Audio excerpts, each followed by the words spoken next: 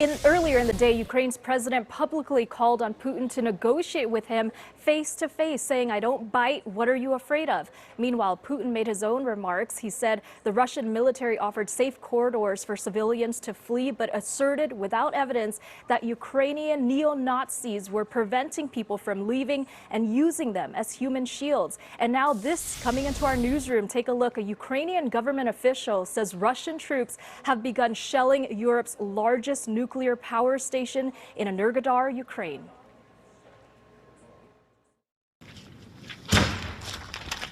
Images of devastation in Ukraine continue to come in following Russian attacks. Ukrainian officials said 22 bodies were removed from a residential building in Chernihiv. Several buildings were seen burning in Kyiv, the historic center of Kharkiv, heavily damaged. A U.S. defense official said the immense Russian convoy, which seemed poised to launch an assault on the capital, still appeared to be stalled due to fuel and food shortages. President Biden added dozens of Russian oligarchs to the sanctions list, an effort to press down on Russian President Vladimir Putin by putting the squeeze on his inner circle. Including one of Russia's wealthiest billionaires, and I'm banning travel to America by more than 50 Russian oligarchs, their families, and their close associates. In a dire appeal during a televised news conference, Ukrainian President Volodymyr Zelensky said the end of the world has arrived. He urged Western leaders to provide warplanes if they remain reluctant to set up a no-fly zone over Ukraine.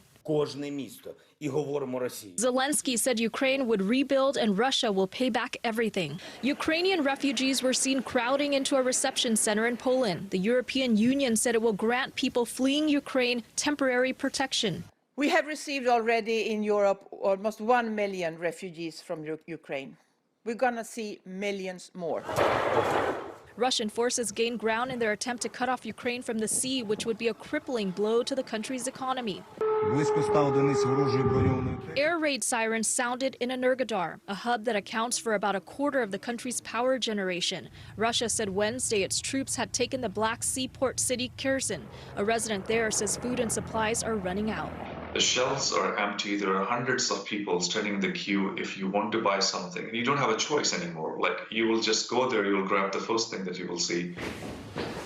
Medics in the Black Sea port of Mariupol were racing to save lives. Putin released a video statement saying his country's military operation was going according to plan.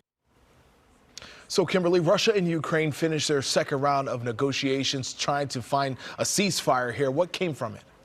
Well, Pedro, Ukraine's presidential advisor says they finished that second round of talks with Russia, but without reaching the results they expected. However, the two sides made a tentative agreement to allow ceasefires and set up safe corridors inside Ukraine to evacuate citizens and deliver humanitarian aid. Kimberly, thank you.